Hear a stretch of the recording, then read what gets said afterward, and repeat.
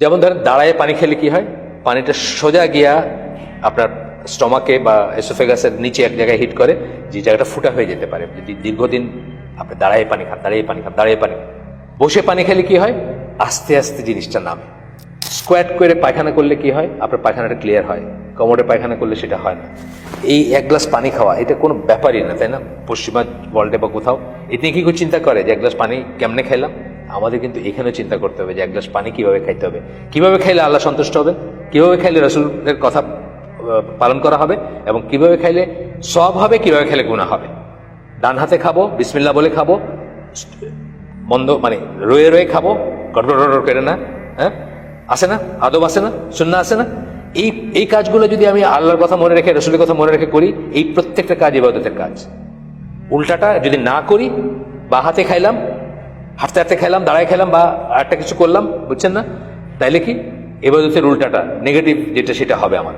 এটাই বলতেছে সচেতনভাবে এইভাবে সম্পন্ন করতে হবে। এগুলি সবই আল্লাহর সার্বিক পরিকল্পনার অংশ। অনেক বড় একটা কথা বলছে, প্রতিটি জিনিসের ভিতরে মঙ্গল আছে, কল্যাণ আছে, এবং আল্লাহর পরিকল্পনার অংশ। যেমন ধরেন দাঁড়ায় পানি খেলে কি হয়, পানিটা সোজা গিয়া আপনার স্টমাকে বা এসোফেগাসের নিচে এক জায়গায় হিট করে, যে জায়গাটা ফুটা হয়ে যেতে পারে যদি দীর্ঘদিন আপনি দাঁড়ায় পানি খান। বসে পানি খেলে কি হয়, আস্তে আস্তে জিনিসটা নামে, হিট করে না কোথাও গিয়ে, বুঝছেন? আস্তে আস্তে পানিটা ভেতরে যায়। এইভাবে দেখবেন আপনি বসে পেশাব করলে কি হয়, ইউরিনারি ট্র্যাক্টটা এমনভাবে আল্লাহ ডিজাইন করছেন, স্কোয়াট করে পায়খানা করলে কি হয়, আপনার পায়খানাটা ক্লিয়ার হয়। কোমরে পায়খানা করলে সেটা হয় না।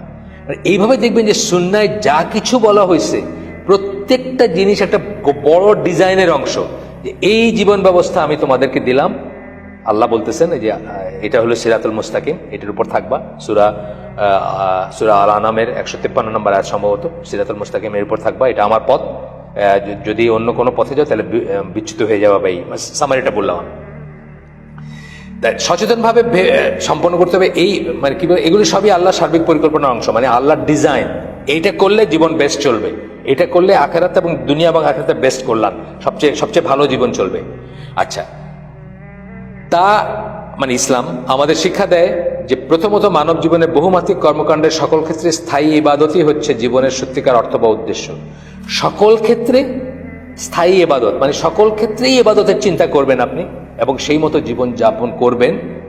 এটা হচ্ছে সত্যিকার অর্থ এবং উদ্দেশ্য। আপনার জীবনের অর্থ সেটা, উদ্দেশ্য সেটা, সকল ক্ষেত্রে।